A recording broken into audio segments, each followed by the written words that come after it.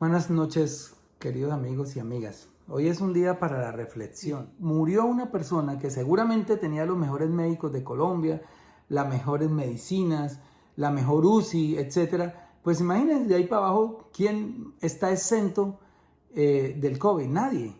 Y por eso la estadística, el 90% de los muertos por COVID, que hoy ya son 52.000, el 90% de los 52.000 colombianos muertos pertenecen a los estratos 1, 2 y 3. Es decir, el COVID está matando a los pobres y enriqueciendo a los ricos.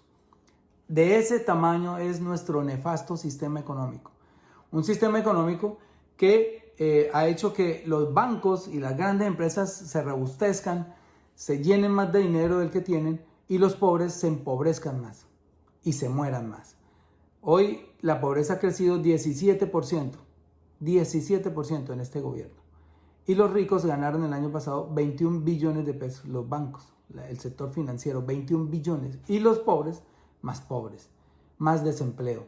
Las micro y pequeñas empresas sin asistencia del gobierno porque un decreto, un proyecto de ley votado por ellos mismos, por la mayoría del Congreso, no permitió que ellos tuvieran las ayudas que está dando el gobierno. Entonces, ¿qué podemos reflexionar de esto? Primero, tenemos un gobierno inepto.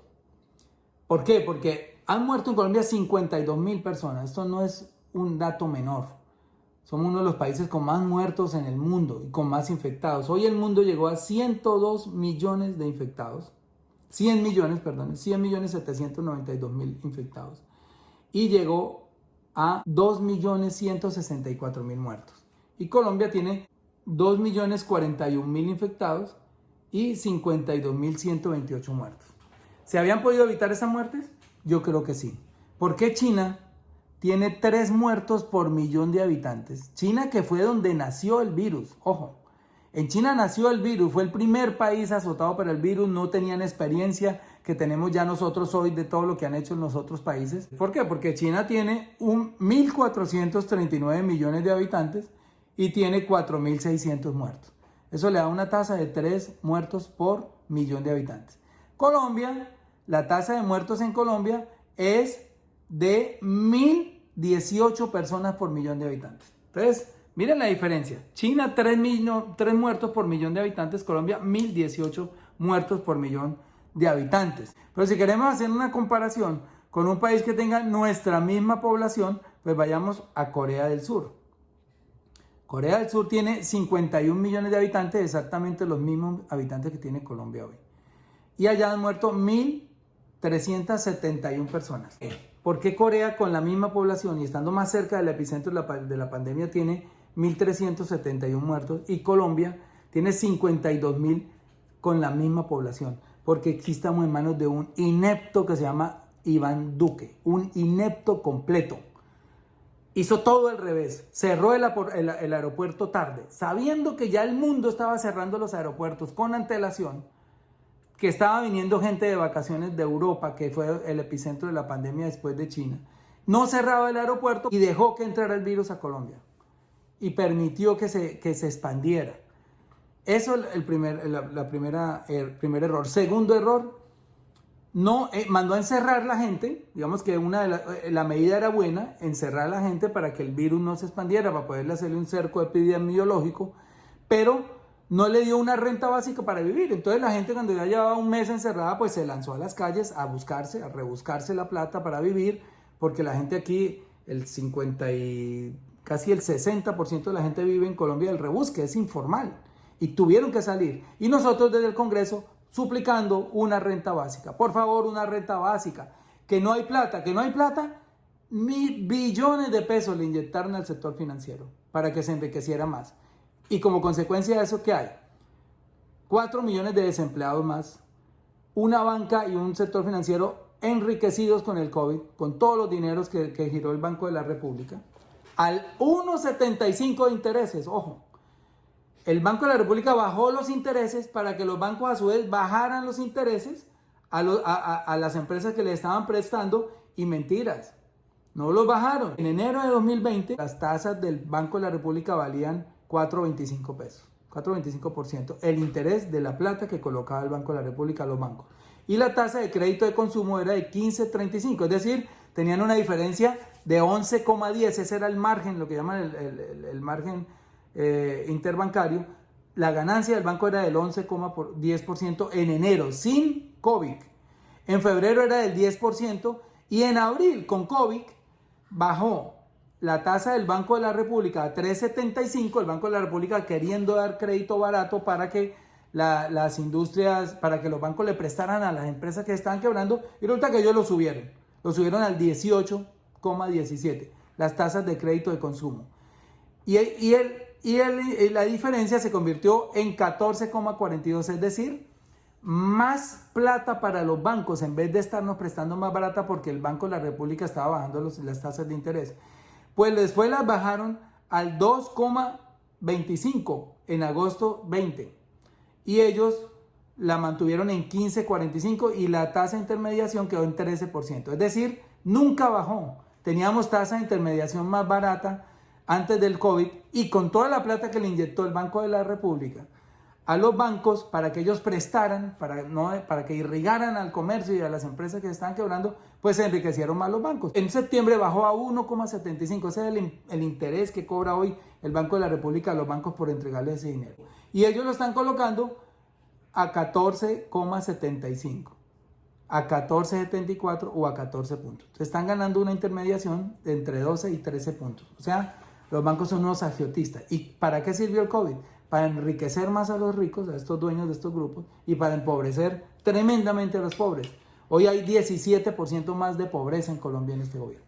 Entonces, no obstante todos estos errores, vino el peor. Uno que sí ya no tiene perdón. Los demás pueden ser de interpretación. Ellos pueden decir que sí, que no, que primero la economía que la salud, que primero la economía que la vida, etc. Eso es una discusión que en el futuro se va a debatir y sabremos quién la gana. Pero hay una cosa que sí no tiene perdón y es la compra de las vacunas. Eso no tiene ninguna explicación, ninguna disculpa. ¿Por qué? Porque sí la pudieron comprar países más pobres y vecinos. No puede decir el señor es que todas las compraron en Estados Unidos, no fue que las acapararon en la Comunidad Europea, fue que las acaparó China y las acaparó Japón. No. Ecuador compró vacunas, Bolivia compró vacunas, Venezuela compró vacunas, Panamá, país chiquitito, compró vacunas, Costa Rica está vacunando hace rato. Argentina compró vacunas, Chile compró vacunas. Ni siquiera nombro Brasil y Estados Unidos porque son monstruos y de repente pudieran tener una ventaja sobre Colombia. Pero estoy nombrando países con economías similares o inferiores a la nuestra. Y todos compraron vacunas. ¿Menos quién? Menos Colombia. Colombia hoy es de los 11 países con más COVID en el mundo, con más muertos, el único que no ha empezado vacunación. Esto es imperdonable, señor Duque. Usted es un inepto completo. Imperdonable porque por cada mes de retraso que vamos a tener nosotros en la vacunación van a morir 10.000 colombianos. 10.000. Y hoy el ministro es uno más de esos 10.000. Los otros 9.999 no le duelen. ¿Qué pasó con la vacunación? ¿Qué pasó con el gerente del COVID? ¿Cuánto nos costó el gerente del COVID para ser hoy el único país de Sudamérica que no ha empezado vacunación? Dígame la excusa, señor Duque. Dígame, es que no le vendieron a Sudamérica, entonces le creo. No tiene excusa. Ineptitud pura y llana. En diciembre dijeron que empezaban la vacunación en enero. En enero dijeron que empezaban la vacunación en febrero. En febrero dijeron que ahora es en marzo y con vacunas regaladas, las del sistema COVAX. Porque ni siquiera las que hemos comprado van a llegar. Y si llegan, van a llegar unas miles. Y nosotros necesitamos aquí para la inmunidad de rebaño por lo menos 35 o 40 millones de vacunas en su conjunto. Es decir, las 2 dosis. Deben ser 70 millones. O sea, no tenemos posibilidad de que en 2021 Colombia alcance la inmunidad de rebaño. Y si la alcanzan otros países, nos vamos a volver un país paria. No nos van a aceptar en ninguna parte porque vamos a seguir infectados. Esto es el logro mayor de Iván Duque, la ineptitud. Y eso, señores, ustedes tienen que castigarlo. Necesitamos ya sacar a esta gente del poder.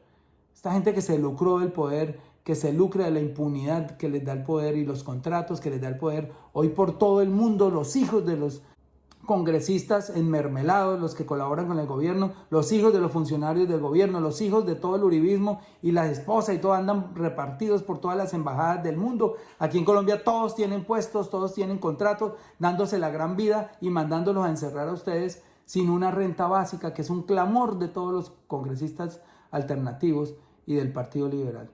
Que por favor le den un salario mínimo a cada familia para que se pueda encerrar con la seguridad alimentaria, con la seguridad que pueden comer. Eso no lo tienen hoy. Dos cositas muy rápidas. Primera, unirnos para ganar la presidencia. Esto es serio. Candidatos, esto es serio, candidatos que vengan con vetos hacia uno u otro candidato, que estén dañando la unión para ganar en primera vuelta la presidencia de la República, por favor, sáquenlos, deséchenlos, no voten por ellos, sea el que sea. Pongan como condición para votar por un candidato que ustedes tengan de sus preferencias, que tenga que ir a esa consulta amplia para elegir al candidato que derrote al candidato de Uribe en las elecciones. Es una necesidad imperiosa. Los territorios no aguantan más violencia. Van más de 100 masacres en 11 meses y medio. 100 masacres. Para que tengan un pequeño parámetro, en 2017, el primer año después de la firma de la paz, hubo 7 masacres. No fue llegar esta gente al poder, el uribismo, y ya van 100 masacres en un año. El año pasado hubo 91 y este año ya van 7. 720 líderes sociales asesinados, 720 personas que trabajaban por el medio ambiente, por su comunidad, por la restitución de tierras, asesinadas. Todo ese conocimiento ancestral de estos líderes en la tumba. Esto es una debacle que tenemos que acabar hoy. ¿Y cómo se acaba? Exigiendo a nuestros candidatos que se unan. Y lo segundo, y aquí también viene una cosa muy importante, un componente importante, eligiendo mayorías para el Congreso. Repito, 55-86. 55-86. Ese es el número mágico. Son 108 senadores, la mitad son 54. La mitad más uno, 55. De ahí sale el 55. Son 170 congresistas. La mitad, 85. Más uno, 86. De ahí sale el número 55-86. La mitad más uno del Senado, la mitad más uno del Congreso. Necesitamos elegir 55 senadores decentes y 86 representantes decentes. No importa qué partido. Verde, Polo, Maíz, Colombia Humana, los partidos minoritarios. ¿Por qué la necesidad? Porque yo se los digo con conocimiento de causa. Me da dolor robarlos a ustedes. Me da mucha tristeza que me paguen un sueldo, a pesar de que lo reparto. Me da mucha tristeza que nos paguen un sueldo por no hacer nada. ¿Por qué? Porque no hay nada que hacer. Esas mayorías apabullantes, corruptas, enmermeladas, que trabajan para un amo del dinero en Colombia, para los amos, para los contratistas que le financian sus campañas, nunca piensan en ustedes, nunca aprueban un proyecto para el pueblo. Porque están trabajando para sus jefes y no para ustedes. Ahí se rompe la democracia representativa. Entonces necesitamos 55 senadores que lleguen a ser la mayoría y voten por el que sea. Hay cantidad de nombres. Hoy no voy a dar nombre porque la vez pasada me puse a dar nombre y me metí en un lío tremendo porque pues se me olvidan algunos o algunos no me habían manifestado que querían ser candidatos, entonces pensaban que yo tenía preferencia. No, voten por el que quieran. Hay mucha gente buena, muchísima gente buena. Ustedes los conocen por sus hojas de vida, por sus actos, por lo que dicen, por sus discursos, por lo que escriben, por su comportamiento privado, etc. Ustedes ya saben quiénes son. Pero sí los hay, es más, puede salir 200 o 300 candidatos, pero necesitamos 55. Es una meta ambiciosa, pero se puede lograr con 5 millones de votos. Imagínense si el presidente gana con 10 millones de votos, ¿por qué no la mitad de esos votos para ese candidato que alcance la nominación después de la consulta no puede ser la mitad de esos votos para esa lista que conformemos de decentes? ¿Qué es una persona decente? Una persona decente es una que no financia su campaña con dineros privados, que no recibe plata de los grupos económicos, básicamente, porque en la financiación de los partidos surge la corrupción, que si yo recibo plata de un contratista, miren cuántos contratistas financiaron campañas, la MOE hizo ese ejercicio, han repartido los alcaldes a dedo más de 170,000 millones de pesos en contratos, esto es un dato de 2018, más de 170,000 millones de pesos en contratos a personas que financiaron sus campañas. No sé el dato de las gobernaciones, no sé el dato de los congresistas, pero son miles de millones de pesos. Y esto es una práctica que viene de tiempo atrás. Agroingreso Seguro, que es, digamos, de las pocas que se han castigado, le entregó subsidios regalados, dinero del Estado regalado a 34 aportantes de la campaña de Uribe y de Uribito, de Andrés Felipe Arias. O sea, tú me das, ¿no? Para la campaña y yo te doy contratos. Eso hay que acabarlo. Entonces un candidato decente tiene que tener primero ese requisito, no recibir dinero de contratistas, ni de narcos, obviamente, ni de grupos políticos, de grupos económicos. Si alguien recibe plata de alguno de esos tres, que va a trabajar por ellos, por sus intereses, para pagarle la plata que le dieron, multiplicársela además, y no por ustedes. Y lo segundo, muy importante acá, y es que hay que acabar con la injusticia de los salarios del Congreso. Nosotros ganamos 40 veces más que el salario mínimo. Que un obrero que trabaja 40 veces más que nosotros ganamos 40 veces más. Eso hay que subsanarlo. Y ustedes vieron en diciembre toda esa indignación que hubo. Yo noté los nombres de los que se indignaron. Muchos de ellos son del uribismo. En marzo vuelvo a presentar el proyecto de ley que se llama Pago por Sesión. El pago por sesión subsana dos injusticias. Uno, el alto salario. Me parece que 35 millones de pesos por ir 2 veces a la semana es demasiado dinero, pero no solamente son 2 veces a la semana, por ir 8 meses al año. El año tiene 12 meses y a nosotros nos pagan una prima de servicios de otro mes, es decir, recibimos 13 salarios al año por ir 8 meses. Eso hay que corregirlo. Es un mensaje de decencia de los congresistas a la gente que hoy está sufriendo el desempleo, a la gente que hoy gana en la informalidad muy poquito, a la gente del campo que en promedio gana como 450,000 pesos. Tenemos que mandar ese mensaje. ¿Y cómo se logra? Con el pago por sesión, como hoy sesiona el Consejo de Bogotá. Van 6 días les pagan. Van 11 meses, 11 meses les pagan. Ningún candidato que no se comprometa con eso, voten por él. Y yo, que quiero apoyar muchos senadores, muchos representantes, incluso si quieren por mí no voten, no necesito. Les voy a dar nombres de muchas personas por quién votar, porque ya las he analizado tal. Esas personas que quieren que yo los apoye, tienen que comprometerse con el pago por sesión. Es un requisito y a no recibir plata de estos tres, contratistas, narcos ni cacaos. Y ahí vamos a conformar un congreso con unas mayorías excelentes. En 4 años va a haber una época dorada de este país donde vamos a hacer las grandes reformas que hemos venido ofreciendo. Y caso contrario, si no tenemos esas mayorías, puede ganar Petro, puede ganar el mejor candidato, el más preparado, el más sabio, el que más sepa, el que tenga más experiencia, y de nada sirve si no tiene unas mayorías en el Congreso. Es más, lo pueden tumbar muy rápido, porque le montan un proceso en la comisión de acusaciones de la Cámara con mayorías de ellos y lo tumban. Tenemos que ganar las mayorías. Métanse en la cabeza ese chip 55-86, 55-86. Sin esas mayorías no hay nada que hacer. Este país seguirá igual. En fin, quería decirles eso. Por favor, cuídense mucho. El COVID ya demostró que no respeta estrato social, no respeta posición, ni títulos, ni color, ni raza, ni nada. Nos mata a todos. Cuídense mucho. El autocuidado está por encima de lo que decreten los alcaldes y los gobernadores en sus territorios. Cada uno cuídese, porque estamos en manos del gobierno más inepto de la historia. Con decirles que más inepto que el de Andrés Pastrana, y eso ya es mucho decir. Imperdonable que nos tenga sin vacunas cuando ya casi todos los vecinos tienen y cuando casi todo el mundo empezó vacunación. Eso sí no tiene disculpa alguna.